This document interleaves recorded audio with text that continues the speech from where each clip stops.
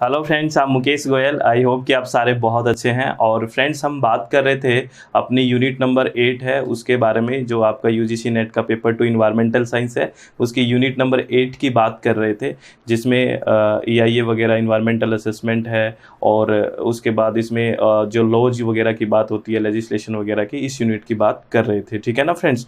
तो आज हम कुछ लॉज के बारे में बात करेंगे, कुछ एक्ट्स के बारे में बात करेंगे, वाइल्ड लाइफ प्रोटेक्शन एक्ट वगैरह, और फॉरेस्ट से रिलेटेड एक्ट की बात करेंगे, पॉलिसीज़ की भी बात करेंगे। तो वो बहुत इंपॉर्टेंट है एग्ज़ाम के पॉइंट ऑफ व्यू से। इससे पहले एक आपको इन्फॉर्मेशन देनी है फ्रेंड्स कि जिसका पेपर 1 कंपलसरी पेपर है उसका रजिस्ट्रेशन ओपन है। ठीक है। और जिसका इन्वायरमेंटल साइंस सेकंड पेपर है, यानी कि 89 नंबर कोड पे जो है, उसके भी रजिस्ट्रेशन ओपन है। तो अगर आप रजिस्ट्रेशन में विलिंग हैं तो आप रजिस्ट्रेशन करवा सकते हैं। ठीक है ना फ्रेंड्स। और मैं आपको बार बार इन्फॉर्म करता रहता हूँ कि इन्वायरमेंटल साइंस के लिए अपना एक अदर यूट्यूब चैनल है, इन्वायरमेंटल साइंस विद SWMG, उसको फॉलो करें। और पेपर 1 के लिए SWMG success with Mukesh Goyal. ठीक है। तो चलो आज बात करते हैं वाइल्ड लाइफ प्रोटेक्शन एक्ट के बारे में। मैं इस टॉपिक पे आगे जाने से पहले एक बात बता देता हूँ फ्रेंड्स। इस जो टॉपिक में सबसे जो इम्पोर्टेंट बातें हैं और जहाँ से यूजीसी नेट क्वेश्चन पूछती है, तो सबसे इम्पोर्टेंट एक तो ईयर बहुत इम्पोर्टेंट है। ठीक है ना, कि कौन से ईयर में, जैसे सीधा पूछ लेते हैं कि वाइल्ड लाइफ प्रोटेक्शन एक्ट कब आया, ऐसे भी क्वेश्चन पूछ लेते हैं। तो ये एक तो ईयर आपको याद होनी चाहिए। दूसरा जो क्वेश्चन बहुत ही बार पूछा जाता है कि कब कब अमेंडमेंट हुआ, ऐसे क्वेश्चन यहाँ से पूछे जाते हैं।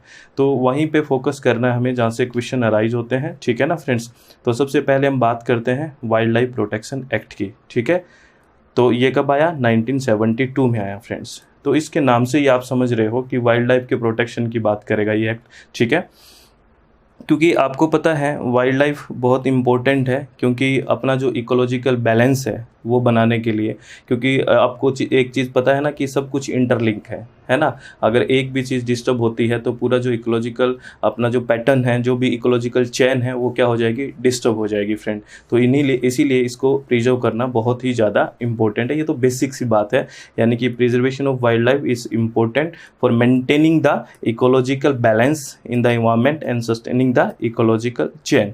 क्योंकि आपको पता है there is interlinking in nature में क्या है? इंटरलिंकिंग है। तो इनको बचाना बहुत ही ज़्यादा ज़रूरी है। ये बेसिक बात है। ठीक है।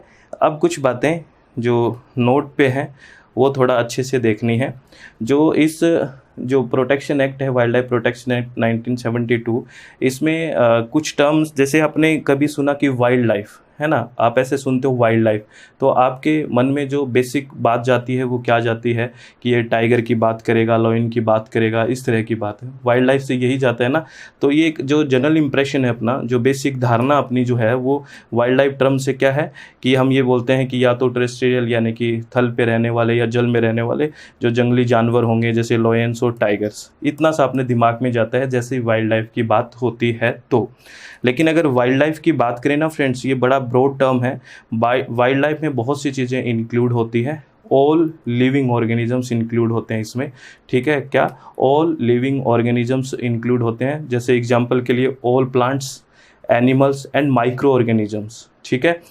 जो कहाँ रहते हैं? Living in their natural habitat. जो बात है आपको वाइल्ड लाइफ वाली, वो वहाँ आपको यहाँ समझनी है कि ऐसे नहीं है कि जैसे ही आपने वाइल्ड लाइफ का नाम सुना और आपको सिर्फ टाइगर और ये लॉयन वगैरह यही दिमाग में आया। जो वाइल्ड लाइफ है एक्चुअली, सारे जो वाइल्ड लाइफ टर्म है वो सब कुछ इंक्लूड करती है ऑल लिविंग ऑर्गेनिज्म को। जैसे ऑल प्लांट्स हैं, ठीक है, एनिमल्स हैं, ठीक है, और माइक्रो ऑर्गेनिज्म जो living in their natural habitat, जो अपना जो प्राकृतिक आवास है वो उसमें रहते हैं। ठीक है ना।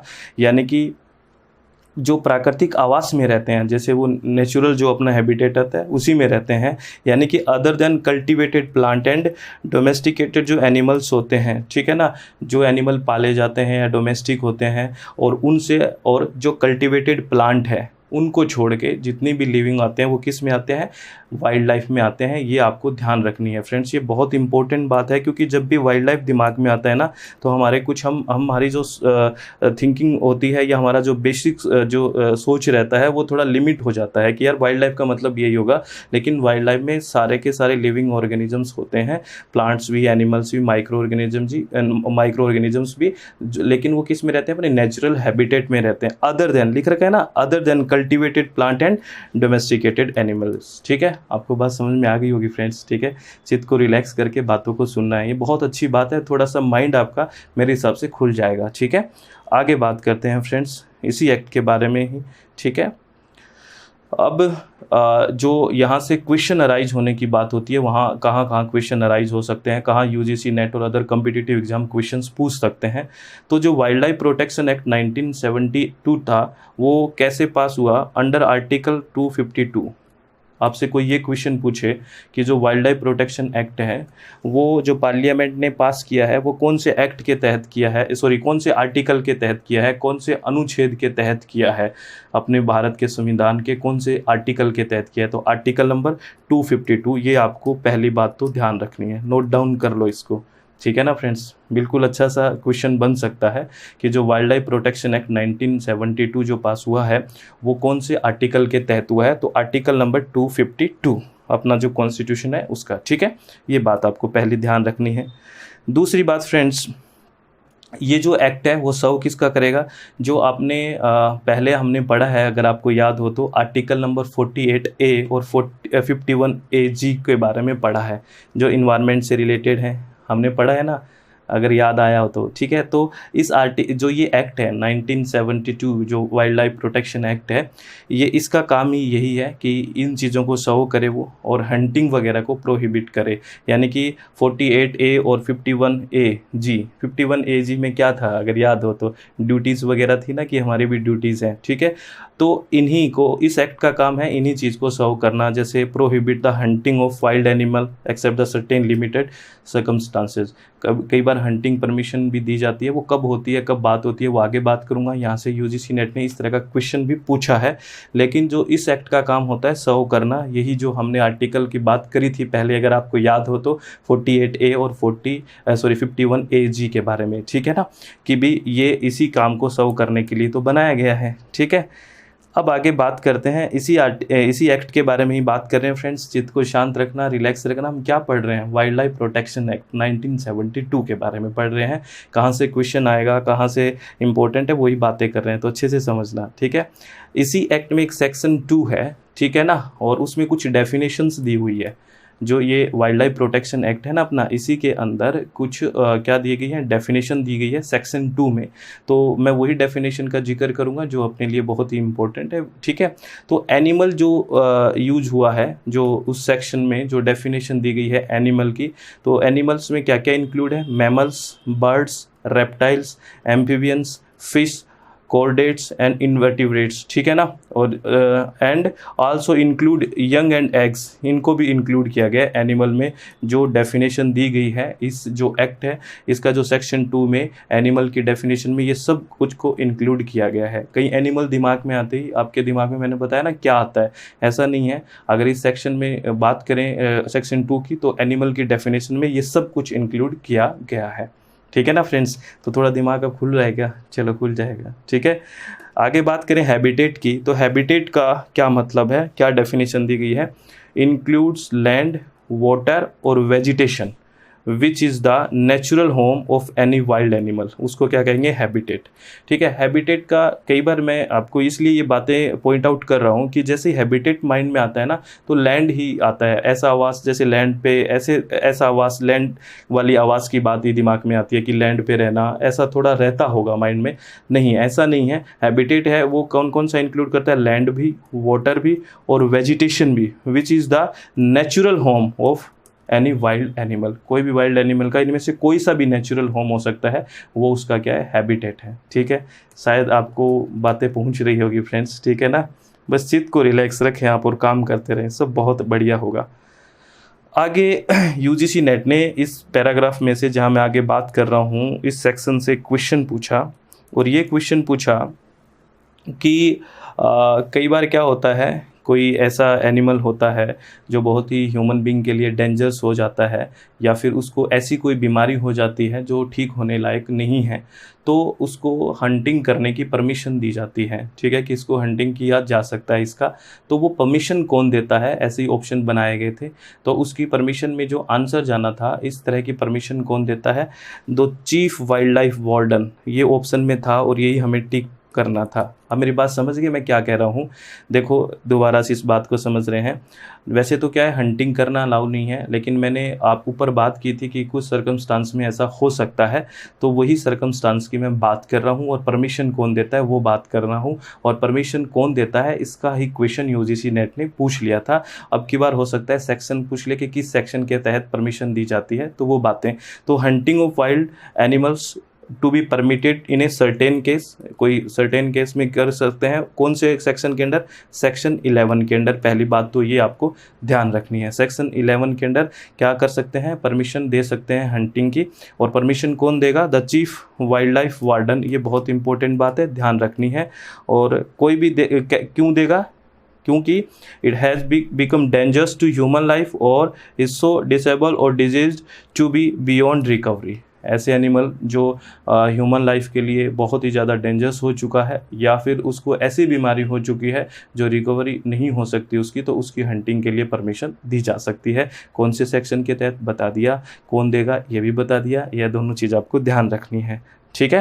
ये बहुत इंपॉर्टेंट बातें हैं, ठीक है फ्रेंड्स? आगे बात करते हैं फ्रेंड्स।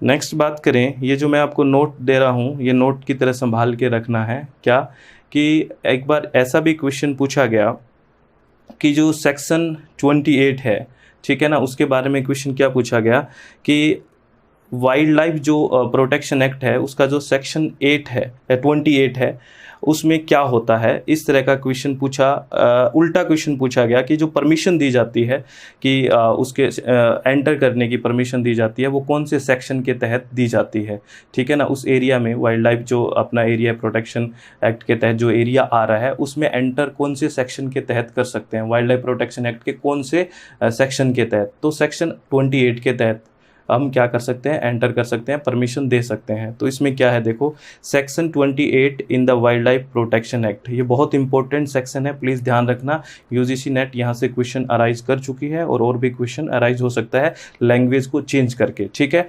तो 28 क्या करता है? ग्रांट ऑफ परमिट है, ठीक है। इस बात को ध्यान से सुनना।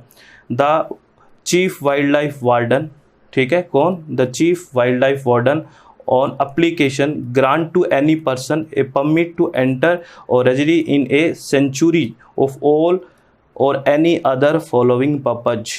ये बात ध्यान रखना कि सेंचुरी में परमिशन दे सकता है, उसको जाने की परमिट कर सकता है वो। ये यूजीसी नेट ने यही क्वेश्चन पूछा था कि कौन से सेक्शन के तहत परमिट किया जाता है, तो सेक्शन 28 के तहत परमिट किया जाता है। ये नीचे कुछ पर्पज़ लिखे गए हैं, इन पर्पज़ के लिए एंट्री दी जा सकती है, ठीक है ना फ्रेंड्स। और ये जो सेक्शन 28 है इसके तहत कौन परमिट करेगा? चीफ वाइल्ड लाइफ वार्डन ही इनको परमिट करेगा किसी पर्सन को, ठीक है। तो ये पर्पज़ हो सकते हैं, कौन कौन से पर्पज़ के लिए कर सकता है? इन्वेस्टिगेट और स्टडी ऑफ वाइल्ड लाइफ, ठीक है ना फ्रेंड्स।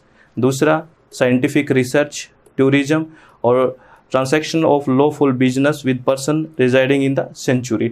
ये पर्पज़ के तहत क्या कर सकता है? वो उसको परमिशन कर सकते हैं। कौन से सेक्शन के तहत? सेक्शन 28 के तहत, ठीक है ना फ्रेंड्स। ये सेक्शन बहुत इंपॉर्टेंट है, यूजीसी नेट क्वेश्चन पूछ चुकी है। हो सकता है अब की बार का क्वेश्चन या नेक्स्ट कभी क्वेश्चन कोई कॉम्पिटिटिव एग्जाम में ये भी पूछ ले कि किस किस पर्पज़ के लिए, तो ये पर्पज़ मेनली होते हैं, ठीक है। साइंटिफिक रिसर्च, टूरिज्म या investigation of study of wild life, इस तरह के क्या हो सकते हैं? पर्पज़ हो सकते हैं, ठीक है ना फ्रेंड्स। बात समझ में आ गई? चलो ठीक है, आगे बात करते हैं फ्रेंड्स। नेक्स्ट चलते हैं।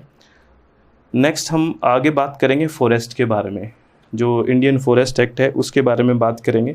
और फॉरेस्ट से रिलेटेड जितनी भी बातें हुई हैं, जितने भी पॉलिसीज़ आई हैं, ठीक है, एक्ट आया है, ठीक है। उसके बाद जो अगर बात करें, ये तो इंडियन फॉरेस्ट एक्ट कब आया? 1927 में आया। और अगर बात करें कंजर्वेशन एक्ट की जो बात होती है वो कब है? फॉरेस्ट कंजर्वेशन एक्ट की बात करेंगे 1980 की, ठीक है। और उसके बाद हम बात करेंगे नेक्स्ट वीडियो में ही किसकी बात करेंगे? फॉरेस्ट से रिलेटेड सारी बातें नेक्स्ट वीडियो में कर देंगे। फॉरेस्ट कंजर्वेशन एक्ट ये कब मतलब आया, ठीक है, एक्ट। और दूसरी बात करेंगे, इसमें ही बात करेंगे कि कब अमेंडमेंट हुआ।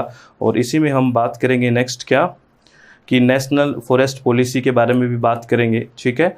और क्या बात करेंगे इसी में ही नेक्स्ट वीडियो में, क्योंकि फॉरेस्ट से रिलेटेड जितनी बातें मैं दिखा देता हूँ, नेक्स्ट लेक्चर में अपना फॉरेस्ट से रिलेटेड सारी बातें हो जाएंगी, क्योंकि यहाँ से क्वेश्चन बहुत बार पूछा गया है।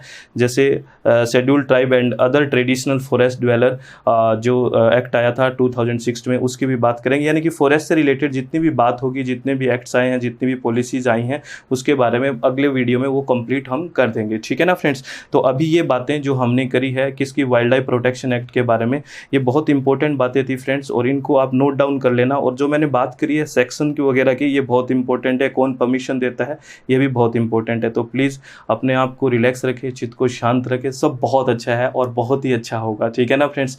बिल्कुल सेल्फ मोटिवेटेड रहें और किसी भी तरह की कोई टेंशन लेने की आपको ज़रूरत नहीं है। मेरी बात समझ रहे हो ना फ्रेंड्स।